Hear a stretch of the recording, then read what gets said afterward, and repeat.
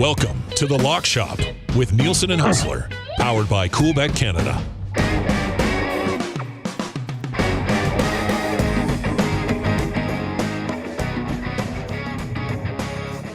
What's up, Lock Shoppers, and happy holidays. Welcome to a big holiday festival of picks heading into a massive sports weekend. We got Saturday NFL games. We got Sunday NFL games. We got the college football playoff. We've got the heavyweight championship of the world. We got a lot on the docket today. So welcome to the program. Shout out to everybody listening on the Edmonton Sports Talk live stream. And, of course, welcome to the nasties that are with us live in the Lock Shop on YouTube. Shout out to everybody in chat. And shout out to my guy, Pat Gregoire, who I can't help but notice is wearing a Notre Dame Fighting Irish hoodie, ready for tonight's big game against Curtis Rourke in Indiana. What's up, Patty? Sorry, give me a second here. Let me just take a sip here from my Notre Dame glass for those. My Notre Dame on audio. Yeah, Guinness, special Notre Dame Guinness glass here. Yeah, I'm fired up. I'm a bit nervous. I'll be honest. Indiana is a team that at the start of the year, I placed an over bet on their win total, and it cashed in, I think it was like week 6, because it was only set at 5.5. I'm very nervous for the game. I'm sure we'll get into it, but I think this is probably an opportunity where a lot of Canadians are going to be watching. TSN has been pumping up Mr. Rourke quite a bit this week. It's kind of scared me a little bit, but no, it should be a good one. This weekend is absolutely loaded. Tonight is absolutely loaded. I'm looking forward to breaking these things down, Huss. Yes, I am as well. Listen, we just need to get to the elephant in the room right off the bat. The Chicago Blackhawks did it to us again. I can't believe it. A perfect partner parlay, even added the Kings on for the 4-legger as well. We got the Kings, we got the Canucks. Shout out to the Oilers for battling back and getting the win in OT. And the freaking Blackhawks did it to us again. And, earlier we thought that, okay, the Florida and Dallas disasters of earlier this season were really good teams that were just sort of overlooking. Did not think that would happen with the Seattle Kraken. But it did. It did again. The Blackhawks now have a 3-game winning streak. I attribute almost exclusively to the fact that we have been on their opponents for at least 2 of these 3 games on the win streak. So until further notice, we will not be fading the Chicago Blackhawks in the Lock Shop for the remainder of 2024 as well. And this could go well into 2025. So with that, we move on to tonight and this weekend. I tell you what, because we just sort of mentioned Notre Dame and this game is tonight, Pat. Once we get into NFL, I'm sure that'll probably just take us through the rest of the way. So let's take a quick look at these games on the weekend in the college football playoff. And we'll start it off with this Indiana Notre Dame game. You touched on it before. This line had been 7. It's now Notre Dame minus 6.5 at minus 115. Indiana plus 6.5 minus 105. To me, this is why I'm a little skeptical of Indiana. They had this great season, and Curtis Rourke was amazing, and he's probably going to hear his name called at the NFL draft on day 2 or probably day 3. I just can't help but think about the way they got throttled by Ohio State when they really had their biggest game against the toughest competition of the year. And now that the lights are brightest, they're going on the road to Notre Dame to play a team that, while they might not be at the Ohio State level, they certainly are a power right now. And it's the nature of this playoff, Pat, in a lot of ways, that, this isn't just a one and done thing where you go in, you play great, and then, that's your bowl game and you're on to the off season. I mean, this is the start of a playoff. And I have to think that just sort of the teams that have that pedigree, that resume, I think are probably better set to go right away. I'd love to see Curtis Rourke continue to write this great story and move on. But I think in this case, I as much as I'll be honest, I'm not a lover of Notre Dame at all. I don't know what's up with you people that are into this this brand, if you will, of it. But I think I'm going to lay the 6.5 with the with the Irish tonight, just because we've seen Indiana play well against lesser competition, but I don't think they're getting that tonight. Well, first and foremost, we didn't choose this life. The Irish life has chosen us. Trust me. A lot of heartbreak the Irish over travelers. the years. Yeah, no, we don't associate with those folks. You kind of laid out, obviously, Curt Cignetti coming over from JMU and basically taking like half that roster. This is what the new college football landscape is. It's like you can see such quick turnover of these teams with the transfer portal and NIL. So, he gets a lot of great players from James Madison University that he coached. He picks up Curtis Rourke from Ohio, not Ohio State, Ohio Bobcats, the University of Ohio. And that's why a lot of people thought maybe the Cignetti effect would take a little while here. But like I said, they cashed their over in the week 6. They go out and pretty much destroy everyone with the exception of their pretty embarrassing loss to Ohio State. And I know they beat Michigan, and I know Michigan is the defending college football champions, but Michigan wasn't Michigan this year, and they even struggled to move the ball against Michigan. They struggled quite a bit on the ground defending the run, although they didn't give up a ton of points. This is kind of and again, take it with a grain of salt. Look what I'm wearing right now. And the more I see the line move, the more I hear things, the more I do reading, the more that leads me that my Irish eyes aren't telling lies. These Irish eyes are smiling indeed, because Notre Dame has one of the best running games and running attacks in the nation. Their quarterback, Riley Leonard, is a dual threat quarterback. He's not only a guy that can throw the ball. In fact, he actually runs the ball really well. Jeremiah Love, if you haven't watched an ND game this year, you're going to be in for a treat. This guy is an NFL prospect. He can run through your face. He can hurdle over you. He can burn the edge. This guy is a legitimate NFL running back prospect. They also have Jadarian Price, who honestly is probably also a NFL prospect. So that's 3 guys that can burn you on the ground. And Indiana has struggled immensely to stop the run. The fact that now you can get Notre Dame at -6.5, feel that could be a good bet. I'm not going to bet them. I don't like betting my teams. I'm going to be stressed out enough sitting on the couch back there watching the game, having maybe a couple of rum and eggnogs in this thing. I think, though, Hassan, we said this in the green room before it started, we're going to be able to tell how this game goes early on. If we see Leonard and Love running all over this defense early, I think this could be a long night for the Hoosiers. If they can stop the run, scheme things up, and they can move the ball, if Rourke can kind of move the ball against, and I haven't even talked about Notre Dame's defense. They have one of the best secondaries in the nation. They're going to be able to create pressure with their front 4. If they're able to get some success early on, we could be in for a rock fight. We really can. So I'm looking forward to the game. I'm nervous for it. I think it's great that we finally have the 12-man playoff here. It's going to be a great game. So I'm going to lay it on the 6.5 on Notre Dame. Not to go through all of these other games, but quickly though, Haas, I got to tell you, another great thing Coolbet's doing right now. We always have the player props for the Final Four and for the national championship, because it's the new playoffs.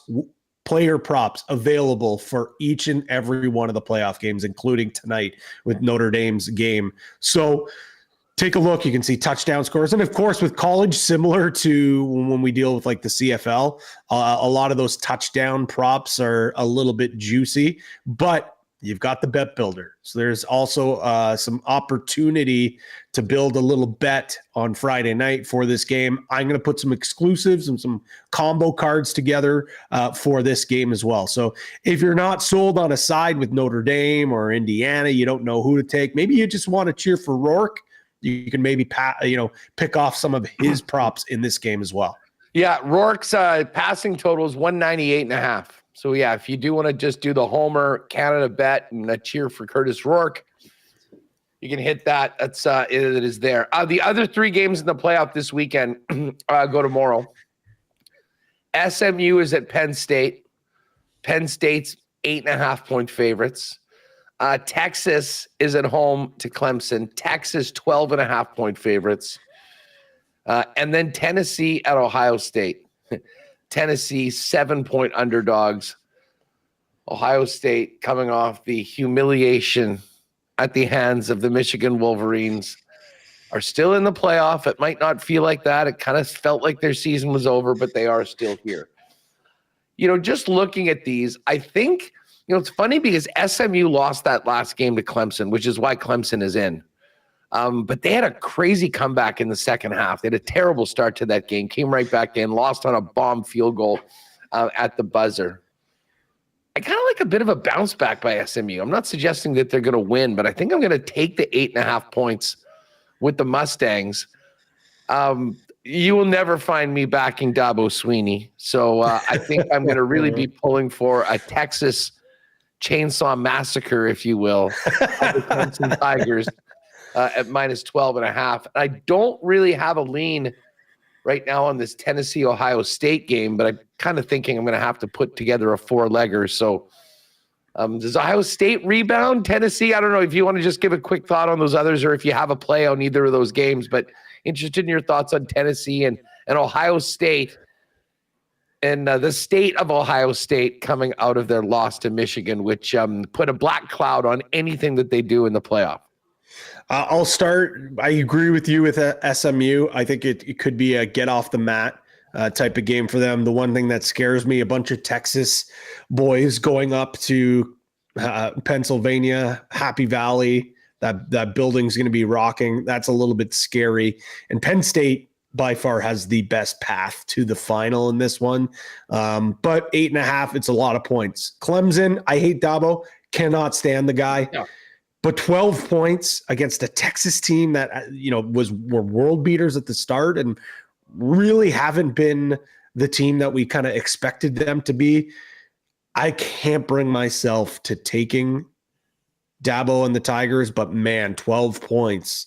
You got to feel like maybe this one could be a little bit closer. And the state of Ohio State is its shambles city, man, because Michigan, the fans, the Dave Portnoys of the world will tell you that even if Ohio State wins the national championship, Michigan fans can say, and this is how crazy this rivalry is. Doesn't matter that you won the Natty. We beat you guys. And that will drive Buckeye fans crazy. That's how much this means to Ohio State. They have 3 goals each and every year. Win the Big Ten, beat Michigan, and win the national title. They've already lost 2 of those big goals. I find it hard, Huss, for them to be able to get up off the mat. People are calling for Ryan Day's job. People wanted them to fire Ryan Day before even going into the playoffs. For a lot of Buckeyes fans, they think, well, we haven't accomplished 2 of those things. There's no way we ultimately can accomplish the big goal. Immediately, they wanted him out. Tennessee, their defense has been really strong last couple of games. I think it's 2 straight games now that they've given up more than 21 points, which doesn't seem like a lot, but this was a defense that was just dominating the SEC. I think I like Tennessee not only to cover the 7, I'm thinking about taking them on the money line to beat Ohio State. I really am. I really, really am. I just... the state, the mental, the psyche of this group, it is tough. It is tough to basically go into that game and embarrass yourself against your bitter rival who is having a down year. I don't know how they get off the mat. I really don't. I want Ohio State to win the Natty and then have them fire Ryan Day for not beating Michigan. That'd be the most amazing way for the season to end. So again, as Pat mentioned, we got props for all of these games. So get in there, have some fun with them. The spreads are up.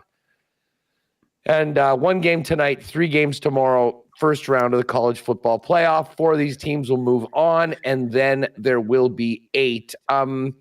Just quickly, we've got futures here. And here's what we got for the and you might want to get on this before, obviously, this goes off the board if you've got a strong lean. Georgia and Oregon are plus 350. Texas is plus 375. Ohio State's plus 475. Penn State 8-1. Notre Dame 10-1. Tennessee 25. Clemson 30. SMU and Boise State 35. Arizona State 35. And the Indiana Hoosiers are 50-1. So the futures are up right now, and there's also odds to make the college football championship game. Georgia plus 155, yes. Texas plus 175. You were mentioning the path for Penn State. Penn State's 2-1 to make it to the nationals, to the CFP game. So all those are there under the futures section of the NCAA. Patty, before we get to the picks, what a weird game last night. Everyone was thinking under. It smashed it to the over. I saw some people second guessing our Bo Nix pick yesterday, saying it was going to be all running. The amount, they must have checked down passes a dozen times in that game. There was no question that we were going to get the Bo Nix. What I was surprised with, that in the situation Denver was in, Cortland Sutton had a quiet second half and missed getting his number by 14. Because we did get the field goals. And speaking of field goals, we got the free kick. And I have to give my pal Tim Anderson credit. Tim, on Sunday night, broke down and explained the entire fair catch free kick on the Sunday night show over with Pat and the fellas at Mayo Media Network. And then it happened. First time since 1976, a successful fair catch free kick on an untimed down happened, Pat. So we had it all, but Denver had this game in complete control. And to me, the entire game changed on that roughing the passer on Justin Herbert, which was, I thought, a very borderline call. It was a late slide by Herbert. The guy didn't really hit him. It looked like he was close to his head. It didn't get him there. He got the benefit of the doubt. That 3 points turned into 7. And from that moment, the Chargers absolutely dominated every aspect of that second half. Yeah, it was a total game changer, really. Like the Chargers, they end up scoring 15 in that fourth quarter. That was a Jim Harbaugh masterclass. That was a really well-coached game from the Chargers. And the way, if I could go back and listen to, watch the tape as the coaches do, if I was watching the tape of the lock shop, I kind of went against one of my biggest betting points or biggest theories or principles is I talked about how Denver trending in the right direction and the Chargers going off the rails. At this point in this year, the hungry dog runs faster. I should have known Harbaugh would have, thrown the kitchen sink at this Broncos team. Should have known that this was basically a do or die, not necessarily a do or die game, because both teams still can ultimately make the playoffs. But Chargers certainly sitting in a lot better position now, winning that game at 9-6. I'm kind of giving my head a shake that I thought that, the Broncos were the team that should have been favored. I still will say that way for 30 minutes. It did, and it certainly did, Huss. And I think I'm not saying sorry for any of the props we made. Heck, it was only the Sutton. And I do think you play that game 9 more times. I think we're cashing that bet at least 8 times. It just, the way the game script went, it should have. Sutton should have had a bigger second half. I thought Bo Nix cashed that with ease. The field goal, sure, yeah, we needed the first free kick since 76, but that game felt like it was for sure going to be an under and a field goal game. Mm-hmm. It was not even close.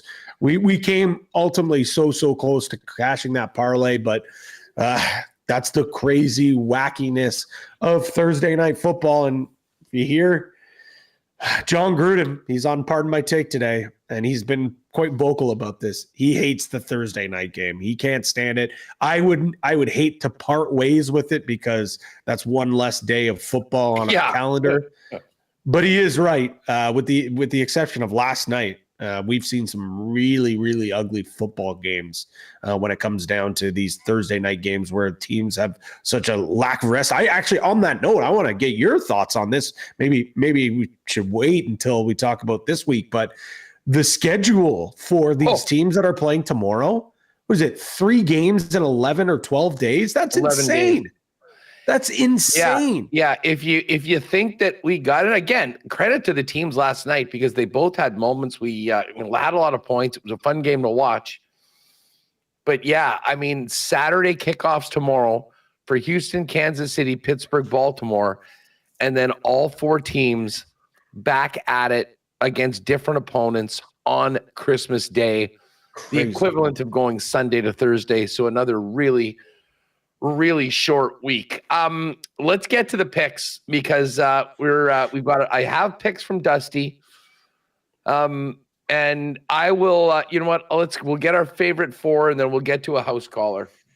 And I'll be honest, I had a real tough time. I wouldn't even say that my final 3rd and 4th picks are actually established yet. I will pull the trigger when I have to, but I'm going to start with Baker and the Bucks.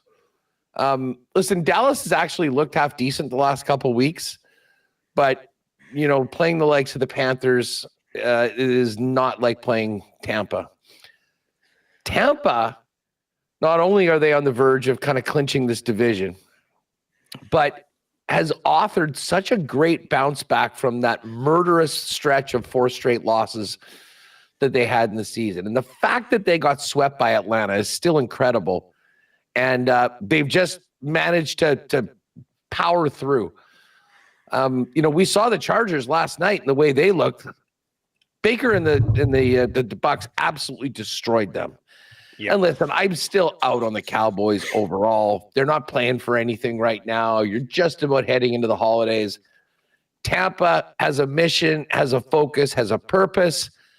Dallas is getting ready for the end of the season. So I will lay the 4 points with the Bucks. It's minus 105 on the 4. If you want 3.5, actually 3.5 at minus 114. I'll take the 3.5 on that. I think, that half point is pretty significant. And as long as it's under our 120 threshold, we'll go that way. So sign me up for the Bucks for my first pick, Pat. And where are you going with your favorite? That will be on my card as well. So I will then switch it from minus 4 to minus 3.5. I'll take that with you as well. But it did appear on my card. My best bet, and it feels gross, but this spot has done me so well and so many people across North America so well. Pittsburgh plus 6.5 against Baltimore. Lamar 0-5 against the spread against the Steelers in his career. The Steelers are 8-0 against the spread as a dog or 4 or more points against Baltimore. In the Tomlin era, the Steelers are 13-2-2 against the spread as underdogs against the Ravens. I'm not thinking that these trends are going to be bucked. And I know trends are meant to be bucked, but not at this point in the season. I'm just going with history here. I'm going with what happens in these games. We've seen this movie before. Give me the Steelers plus 6.5 against the Ravens. Yeah, listen, Dusty's on the Steelers plus 6.5, and so am I. And I expect Baltimore to win this game. And to be honest, from a Chiefs perspective, I hope that they do. I mean, I still think Baltimore, and we were talking about this in the futures right now that we're up. I mean, Baltimore at plus 850, I think there's sneaky good value. Now, listen, I'm not sitting here telling you that they're going to run the table and finally be that team in the playoffs that we've expected them to be for a number of years. But I'm certainly not telling you that they can't do that. And while we're fawning over the Bills and respecting the Chiefs as the champs back to back and the great record, despite the way they've looked at times this year, I think some of the bad games that Baltimore has gotten people off the scent a little bit. And again, I speak from a Chiefs perspective. I mean, I would like to see Baltimore win this game and win that division and get the 3 seed, so that if Kansas City gets the 1 seed and wins, and assuming that the Bills and Ravens both take care of business, we'll have Allen going up against Lamar in that divisional round and let the Bills and the Ravens beat the hell out of each other. Hopefully the Chiefs get by, and then AFC Championship at Arrowhead. And the bottom line, unlike last year where they had to go on the road and beat Buffalo and beat Baltimore, let those teams take care of themselves. With all due respect to Mike Tomlin and the Steelers, who were always a tough out, I still think Baltimore is a far more dangerous team. But as far as this game goes, we know what happens when these teams play. It's a street fight, and the games are close. And the Ravens are inevitably favored, and the Steelers inevitably cover. I think this is going to be 2017 or, kind of 23-20. I do expect Baltimore to win the football game, but I certainly am not going to lay them to cover the number. And as they say, AFC North games, take the underdog. It's hitting at like 70%. I think the last time we had Jake come on and drop those numbers. So we're all in on Pittsburgh at +6.5. So that's 2-1 for Dusty. And yeah, I guess I got Tampa and Pittsburgh to start off my thing. Dusty has the Steelers, and Dusty's next pick is the Texans at +3.5. I'm off that right now for our picks, because you will remember earlier this week, I just gauge it by myself, like the whole Mahomes situation. I think people overreacted big time. The fact that he didn't come back into the game had as much to do with the fact that it was like 4 minutes left in the game and they were up by a couple touchdowns, and he was getting hit quite a bit. Like I never had, as a fan, you kind of have that, your spidey senses as to whether things are really bad or not. And you inevitably kind of lean towards the worst case scenario. I was never there. And when they dropped those lines of Chiefs +2, Chiefs +1.5, I got in on it. So, I mean, I've got a plus money ticket on them on the money line right now. The Chiefs are now 3.5-point favorites. Now, we know their history of covering numbers. Could this be a close game? Probably. Very pumped to see Hollywood Brown get back into it. That's a big, big ad, though, for Pat Mahomes. So anyways, Dusty's on the Texans +3.5. I think if I had to make a pick, I think I actually would ride with the Chiefs right now. Luckily, though, I'm just in a win scenario if you got that number early on this season. Patty, where's number 2 for you? Number 2, I'm going with another team that's done me well this year, Minnesota Vikings -3. And I don't know if this is more me, believing that this Vikings team is real, or is this me fading a team that's done me dirty quite a bit and haven't been able to be on the right side, whether I bet against them or I'm bet on them. Seattle's a confusing team, but I think Seattle is going to be a team that's going to be confused against this Minnesota Vikings squad. Minnesota is one of, if not the most heavy blitz defenses in the entire league. Talked about it, how Coach Flores likes to dial these things up, confuse his defense. He sends a lot of heat. And whether it's Geno Smith, whether it's Sam Howell, I don't care who's under center. This is bad news for Seattle. Seattle gives up the 3rd most amount of sacks in the NFL. An injured, hobbled Geno Smith, I just don't think is going to be able to deal with everything that's going to be thrown at Minnesota. And maybe I know some folks are probably saying, "Oh, well, it's Seattle, it's them at home." I'm sorry, but is the 12th man dead?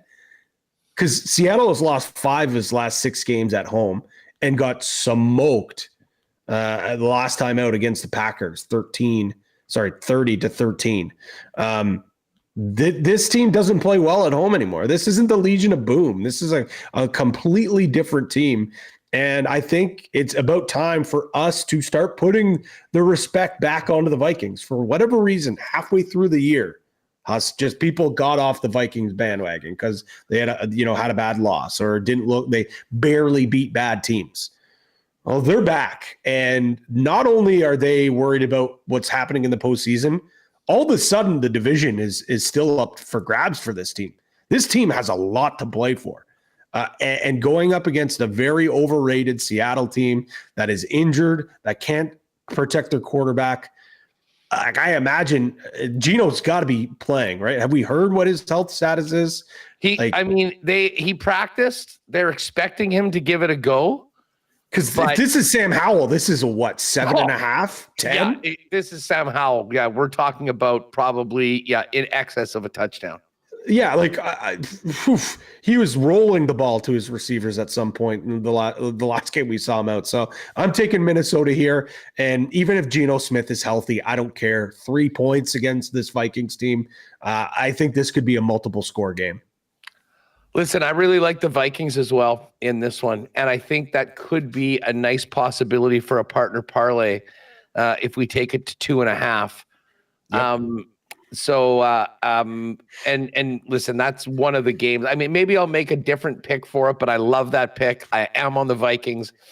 And again, right now at Coolbet, it's -3 and -103. It would not surprise me at all if this game ends up right on the number. And that's why it might be advantageous to take it to 2.5 for a partner parlay, which we'd have to do it to not have an odd number anyways. What did you say the juice was for -2.5? 2.5, it goes to -123. Okay, so it's just out of the realm. So I'll take the 3 for the picks, but for a partner parlay, -2.5 is a no-brainer for me. It all seems to be coming together quite well here. Dusty's next pick after Steelers in Houston is the Eagles, -3.5. And I will say this, I'm staying away from this game. Yep. Dusty is just going, because I mean, honestly, when the lines came out, I talked to him earlier this week and I'm like, really? The Eagles are only 3.5 point favorites against Washington? What in the world have the Commanders done in the past month to make us think that they can hang with Philly? Now, if you look back at the last couple seasons, even when the Commanders were garbage, they still gave it to the Eagles once a season. Mm-hmm. The Eagles, I think when they were 10-0 a couple of years back, who did they lose to? It was the Commanders. It was like 38-35 or something like that, a massive game, and they just sort of came up. So to me, this is the fishiest line of the entire week. Like, if Philly went in and beat them by 25, I would not be surprised at all. Nope. But history also tells you, and I mean, I am having a little bit of faith in Washington. I was thinking about benching Jaden Daniels in fantasy playoffs going up against the Eagles. But I think they're going to need to score enough points. I think he'll probably have to run a lot, which I think would be beneficial for the Strokes. So I'm staying away from this game. But it wouldn't surprise me if this is the easiest pick of the entire week, with the Eagles covering just 3.5. And Dusty has no issue laying the 3.5 for the Eagles in this case. So as I said, I do really like the Vikings. I won't take the Chiefs for the sake of the picks, although I do really like the Chiefs. Really interested in this Detroit-Chicago game. Like, Detroit's laying 6.5 on the road. And, I mean, offensively, even without David Montgomery, I mean, they can absolutely steamroll. Their defense is so decimated. Mm-hmm. I do wonder whether the Bears are able to hang tight in this one. So I think this is going to be a little bit of a stay away just based on the situation on the Detroit defense. I see we've had a little line movement in the Giants-Falcons game. Now 9-point favorite for the Falcons And of course, this with is a rookie quarterback who's Michael never played Penix. before. I mean, how's that for a statement about where the Giants are at right now? Woof. It is tough. Well, listen, my other play is going to be my next one. I think I'm going to go with the Cardinals. And listen, I have really liked what the Panthers have done. But I think we kind of saw that even though they were showing signs of improvement last week, we were reminded that there's still a basement dwelling team and there is a long, long ways to go in that loss to the Cowboys. Now, if you look at Arizona and what they've done so far this year, I mean, they had that nice run, beating the Chargers, the Dolphins, the Bears, and the Jets, and then 2 losses to Seattle and a 1-point loss to Minnesota put them back to under 500, and they got that big win against the Patriots. Here's the reason why I like them to cover this number. If you look back at their last 3 games against bottom feeders, of which Carolina is, they absolutely smoked the Bears by 20. They beat the Jets by 25. And last week against the Patriots, they beat them by 13. Now, again, all these games were at home. On the road, they had a nice performance in Miami, sneaking that one out in a 1-point game. And they did the same thing to the 49ers. But Carolina is not at Miami or at San Francisco's level, certainly where they were at that point. So to me, this is a bit of a get-right game for Calamari and the Cardinals. And it's a game they absolutely have to have, Pat, knowing that really the one intriguing race right now we have for the playoffs is in that NFC West. And I think the Seattle Seahawks are in a real tough spot this week, and we'll talk about this Rams game. A very, very unique spot for the Rams to be in going in. So it wouldn't surprise me if we had a 3-way tie in this division at the end of this week. I'm taking the Cardinals at -4.5, and I can tell you that the Cardinals are the 4th pick on Dustin Nielson's slate of games as well. It's scary how aligned we are because, again, they're not on my official play or my official card, but they were circled there. I really like how you kind of laid out absolutely everything. Arizona's 6-2 against the spread in their last 8 games. They're 5-2 against the spread in their last 7 at home. So I think I would definitely not be opposed if we have to put that on the on the partner parlay. But the thing is, I don't entirely love my last pick here. Like I always like getting a total. I'm not in love with it, but Tennessee, Indy over 42.5. It's gross, but the 2 defenses are just, I cannot keep teams out of their own end zones. The Titans have allowed 27, 32, and 37 points in 3 of their last 4 games. The Colts have given up 24 or more points in each of their last 5 games. So I'm going to take the over here, probably be a part of a Patty G's tease, but I'm kind of debating possibly swapping that pick out for that Arizona pick, or the other game that I was intrigued with, and I kind of wanted to pick your brain on, is this Bengals-Browns game. Bengals -9 against the Browns. I know it's division, but you're telling me Joe Burrow against DTR? It's not even Jameis Winston. It's DT freaking R. Like, the Bengals got to win by at least a touchdown and a field goal, right? Right? Like, they're not dead yet. They're still alive in this playoff picture if they can win this week. Well, they are, but I'll tell you what, I mean, that comeback in the second half really put their playoff chances on ice. I mean, now with the Chargers winning, they have to win out and they have to lose out. I mean, there's absolutely zero wiggle room right now, which might, make it a little more likely.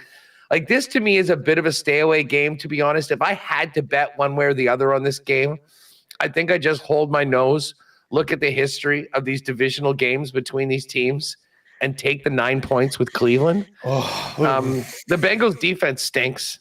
And maybe it's a lot of Jerome Ford and and listen, Stefanski is still a really good head coach. He finds a way to be in these games or to get a lot out of his club if he's got a competent quarterback. Oh, geez, it's DTR again. So I don't know about that. It's probably a stay away. Like I said, it was circled. I wasn't in love with it, but I was just looking at the matchup, and you're right. Got to give Stefanski and even that defense a little more credit. So I'll stay away. I think I'll probably have a 4A and a 4B. I'll have 5 picks for my card. I'll go with that total, and then I'll also ride with you guys with Arizona because I was really close to picking it. But the fact that both you guys are on it, scares me a little bit because anytime we all have the same picks, usually bad things happen. But you also laid it out perfectly and made me feel a lot better for circling that pick. I'm just looking right now, trying to get an idea of who the quarterback is going to be in this Jags-Raiders game. Tough. Do you really care? Like, are you actually going to watch that game? Well, I mean, listen, I guess the Raiders kind of want to lose this game organizationally. But again, Antonio Pierce is not going to have any of that. Certainly O'Connell, if he's in there. I don't know. I'm desperately trying to find just one other pick. I mean, do I go with Cleveland? Do I take the Raiders as a slight home favorite?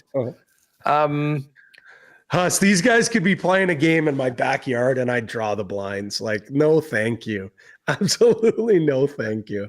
Tell you what, you know what I'll throw down, and I rarely do this.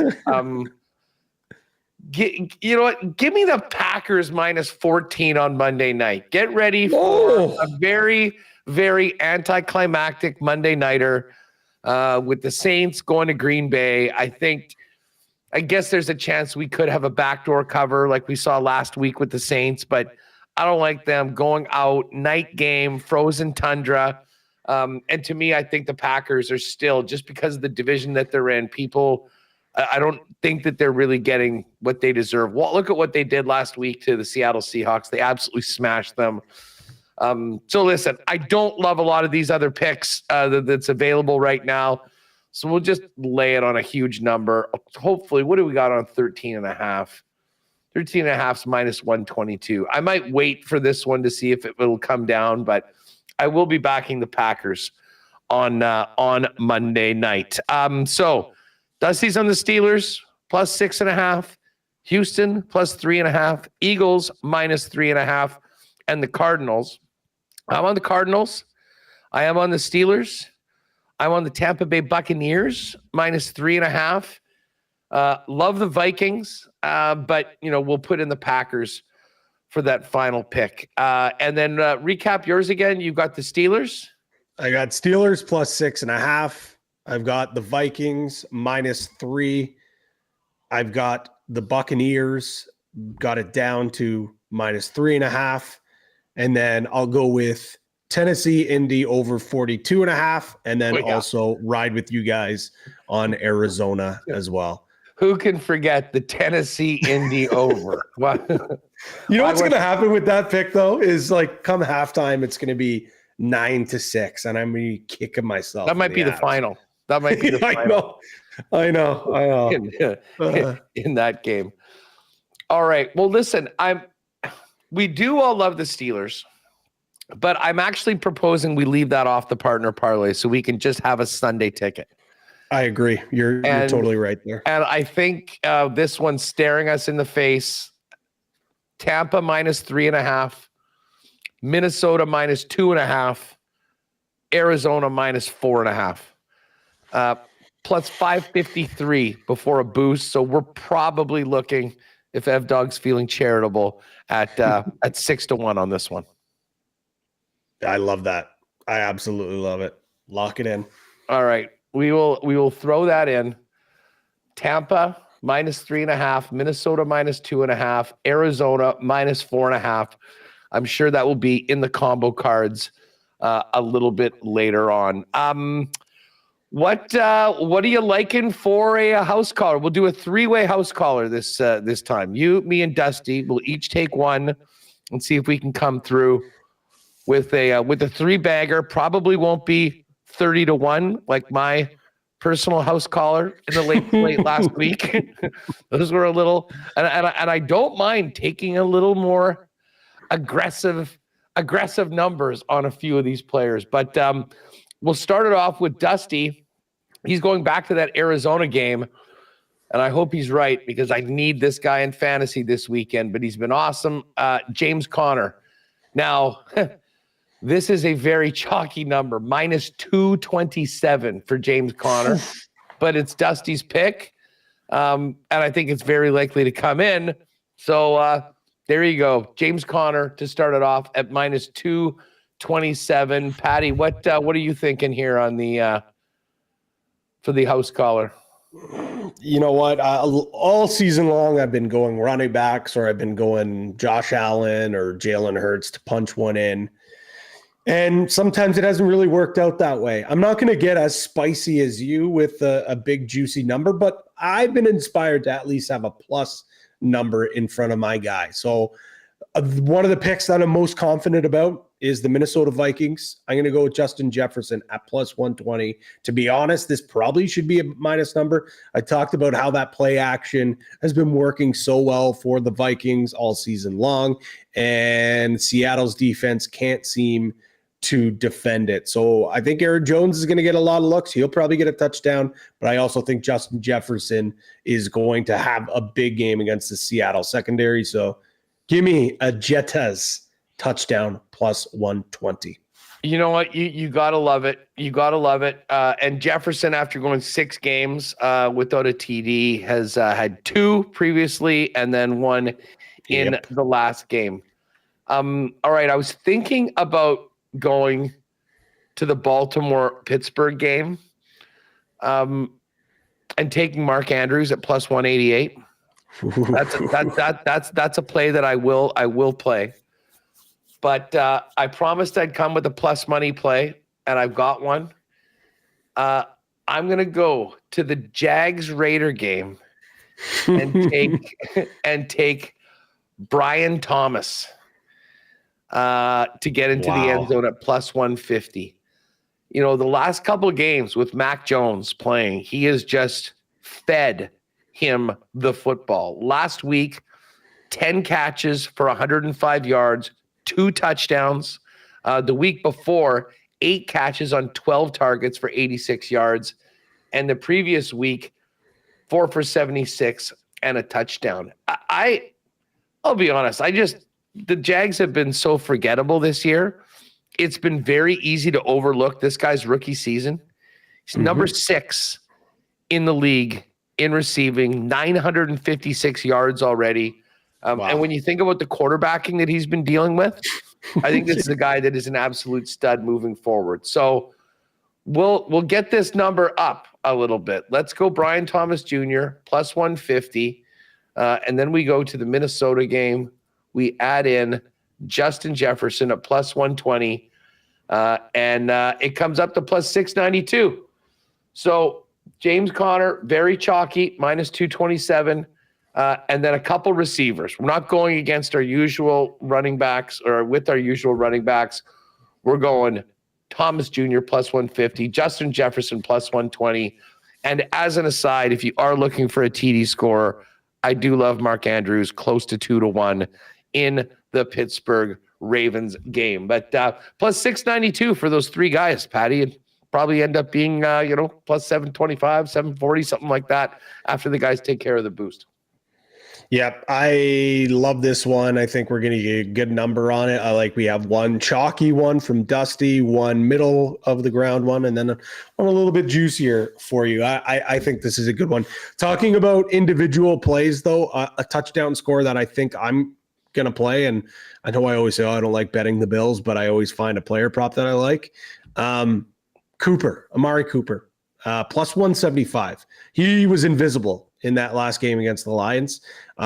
Just kind of how the game script went. But this is a team that their mantra is everybody eats. And in a game where they're 14-point favorites, a lot of different guys are going to score. And I think they're going to want to remind everyone that everyone eats. So in a potential blowout game, I expect Cooper to get back into that game plan to make sure he still feels like a big part of this team. So Cooper 175. I don't know when the last time we saw Cooper at a plus 175, to be quite honest. So I'll probably bet that individually. Speaking of Coopers, Cooper Cup plus 125 against the Jets. Maybe he emerges out of witness protection program last week. I don't mind the bounce back. You know what? Maybe we'll work behind the scenes to have a big bounce back parlay of guys. I like that. Amari Cooper, Cooper Cup. We'll pick one other guy, and I'm sure you guys can throw that in the exclusives as well. But again, the house callers is going to be Connor, Brian Thomas Jr., and Justin Jefferson. We will get that up in the combo cards. And our final partner parlay before Christmas, Arizona minus 4.5. Vikes minus 2.5, Bucks minus 3.5. We'll put that together in the combo cards. Patty, real quick before we go, what's up with the 12 days of Christmas? There's a new promo each and every day, and I guess we do have it for the fight. Updated odds on the fight right now, by the way, Usyk and Fury. Usyk's down to minus 125. He was minus 137 yesterday. I'm going to ride with Usyk, I think, although I do see somebody in chat mentioned Fleury winning, setting up the trilogy fight. That's often the way boxing works, but I know there is a promo for this one as well. There is 10% win boost on any of the markets, whether you bet Fury, Usyk, the total rounds, the method of victory. And there's a lot since we last talked about this yesterday. There's been even more added. You have round betting. When will the fight end? Total knockdowns. The over-under for rounds, like I mentioned, method of victory, you name it. There's a lot. So you use that 10% multiplier. No opt-in needed. Don't have to opt in at all. Just click your bet before you place that bet, hit apply, and you'll get a 10% win boost on that one. Really looking forward to it. I agree with whoever mentioned that in the chat. That's kind of the way I'm going. So I think I'm going to go Fury, draw no bet to set up that trilogy. Boxing is corrupt. It is twisted. It's all about the money. This one is in Saudi, and I'm sure the Saudis would want nothing more than to be able to book another fight in the summertime for Fury Usyk number 3. So I'll go with that. The promotion of the day for the Christmas Coolbet calendar. It is another deposit and get this time. If you deposit $15 or more at the Coolbet, you actually get a 15 free spins to one of our Christmas themed games. I don't recall exactly which one it is, but yeah, deposit 15 and you'll get another 15 free spins of the Ding Dong Christmas bells. That's what that is. So Ding Dong. Hit up ding dong, ding dong. Hopefully that's the sound of the slots when you win off of. Hey, speaking of Christmas bells, you can tell who is now married with a wife doing interior decorating and who is not by our backgrounds today. I apologize for not being a little more festive. You've got an incredible background. Because the Jets and Leafs are playing on Monday at 1:00, we're doing an early edition of Winnipeg Sports Talk. So Awanek's going to jump in with my with Jake on Monday. So I will wish you all a wonderful Christmas. I will be back. I guess we'll be back, I believe, on the 27th if Edmonton Sports Talk's doing their thing. We'll certainly be doing our thing on Winnipeg Sports Talk. And then the following week with the college football playoffs in the NFL, Jake and myself will get after it. So I will be around when we are live, but I won't be here on Monday. So for all my friends out in Edmonton and listeners of the Lock Shop, wishing you many winners, both under the tree and on your bet slips this weekend. And I will talk to you next week. And Pat, to you and yours, have a wonderful holiday. Been a lot of fun. And we still got a few more winners to crank out for 2024 before New Year's next week. We'll get the partner parlay and the house callers up in the combo cards, everyone. Have an awesome weekend. I'll be heading up and firing up Winnipeg Sports Talk in just a minute with Remus. Pop over and join us there. Do a marble race closer to 3 p.m. You don't want to miss that. But enjoy the games tonight. And, of course, a big weekend of National Football League and college football playoff. Lots of hockey. Don't forget that 20% win boost you got every weekend for the Pucks. We'll put something together on that. And most of all, a safe and happy holidays to all of you. For Pat Gregoire, I'm Andrew Paterson. Merry Christmas, everybody. And back to the gang at EST. Merry